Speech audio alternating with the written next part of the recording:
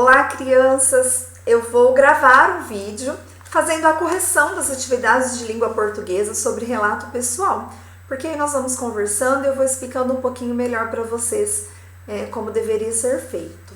Então, lá na página 10, falava o seguinte: se você já se apresentou para alguém, que informações você contou para essa pessoa?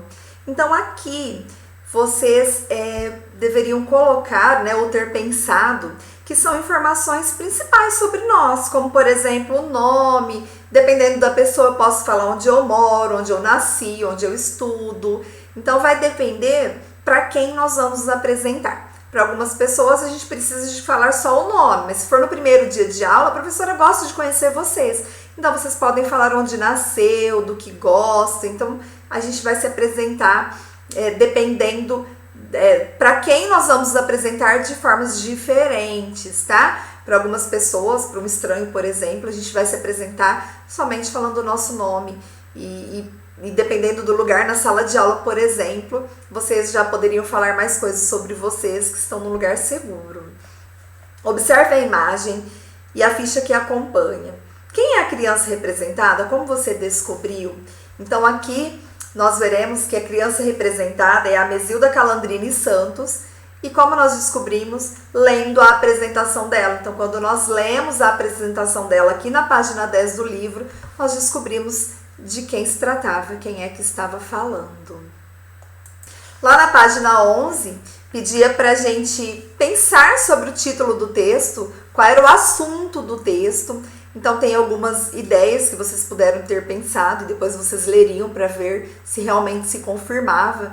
Então poderia ser trajeto demorado até a escola, a maneira, os meios, como ela ia para a escola, de carro, a pé, o trajeto, que era muito demorado, as dificuldades que ela tinha para chegar até a escola. Então são algumas ideias que poderíamos ter antes mesmo de ler o texto, apenas lendo o título. Então, o título de uma história, ela geralmente traz muitas informações sobre o texto. Então, quando a gente lê um título, a gente já pensa, vai falar sobre, sobre escola, sobre as dificuldades. Então, o título, ele já traz mensagens sobre qual será o assunto do texto. Lá na página 12... ele perguntava como que o autor conseguiu informações para escrever o relato da Mesilda. Então, a professora já disse para vocês que o relato pessoal são fatos que aconteceram, que nós vamos contar para alguém, Então, aqui, ele assistiu o vídeo da Mesilda, ele achou lá no Museu da Pessoa, que eu contei para vocês. Ele achou muito interessante a história da Mesilda e ele quis escrever isso e colocar no livro dele. Então, ele fez aqui, neste caso, a transcrição de um vídeo. Então, a alternativa, assistindo ao vídeo da entrevista e lendo a transcrição do relato dela.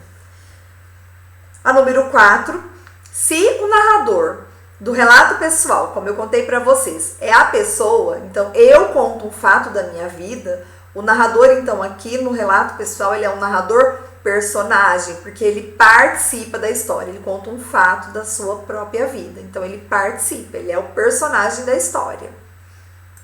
Número 5. A Mesilda é uma personagem real ou ela é imaginária? A Mesilda, ela é uma personagem real. Nos relatos pessoais, nós contamos fatos reais, tá? Nós não inventamos uma história, são fatos que realmente aconteceram na vida de uma pessoa. Letra B. Os fatos narrados são reais ou criados pela imaginação do personagem? Então, se a Mesilda é real, os fatos são reais. Os relatos pessoais normalmente apresentam datas e nomes de lugares. Escreva o nome da cidade onde a Mesilda mora. Vamos voltar ao texto para encontrarmos? Então, olha lá, vamos achar. O meu nome é a Mesilda, eu sou uma menina que vive no Pará, um dos maiores estados do Brasil. Os meus pais saíram de Belém para morar em Ananindeua, quando eu ainda era pequena. Ananindeua é uma cidade que fica bem perto de Belém. Então, onde é que ela mora? Ela mora em Ananindeua. Viram que aqui no texto fala? Cidade.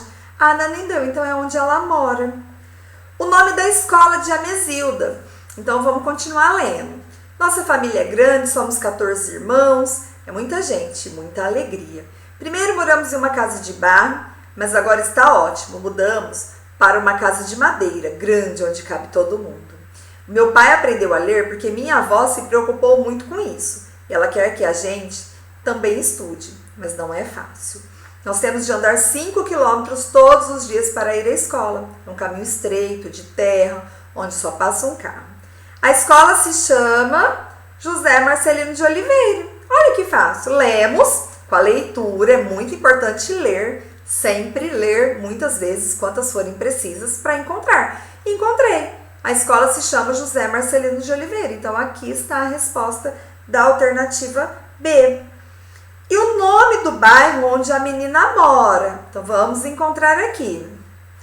Ó, eu ainda não sei muito bem o que eu quero ser quando crescer. Quem sabe trabalhar no posto de saúde, ajudando as pessoas. Aqui no bairro do Maguari tem um posto, olha ali. Aqui no bairro achamos a palavra bairro e encontramos o Maguari, que é o nome do bairro em que a Amezilda mora. Viram como é importante ler sempre o texto e encontrar as informações que estão sempre presentes no texto? Na página 13, ele pergunta assim: o que é possível saber sobre a personalidade da menina além do relato? Sublinhe. Então, quando nós lemos e conhecemos a história da Amezilda, o que nós podemos perceber dela? Que a Amezilda é uma menina esforçada, ela é alegre, otimista, estudiosa, solidária, porque ela quer ser enfermeira para ajudar as pessoas. Então, são essas características que nós podemos perceber da Amezilda ao ler o relato pessoal dela. Número 8. A Amezilda relatou fatos de quando ela era criança.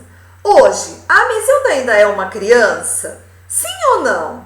Não, a Amezilda não é uma criança. Circule na ficha a parte que confirme a sua resposta. Então, nós vamos lá para a ficha de apresentação da Amezilda e nós iremos circular aqui, ó, o ano de nascimento. Ela nasceu dia 29 de maio de 1948. Se nós fizermos as contas de 1948 até 2021, veremos que hoje a Amezilda está com 73 anos. Então, faz muito tempo que ela escreveu essa história.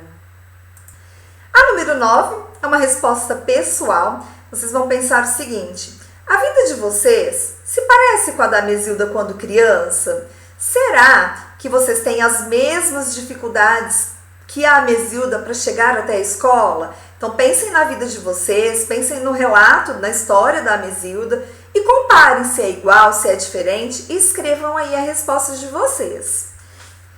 E a número 10, nós teríamos que pensar no exemplo deixado para a Amezilda em relação à importância do estudo. É uma resposta pessoal. Vocês devem escrever o que vocês pensaram sobre o assunto. Porém, eu vou deixar aqui uma mensagem para a criança que ficou em dúvida, que não sabe o que colocar. Então, a Amezilda, ela com todas as dificuldades para chegar à escola, escola longe, estrada de terra, estrada que só passa um carro, ela ia para a escola todos os dias. Então, ela deixou claro para a gente a importância do estudo, né? Ela supera todas as dificuldades que ela encontra para ir até a escola. Então, ela deixa pra gente que vale a pena estudar e que o esforço de vocês será recompensado, tá bom? Eu espero que vocês tenham entendido o gênero textual, relato pessoal, que vocês consigam ter feito as atividades, que vocês tenham gostado da aula. Um beijo para vocês e até a próxima aula.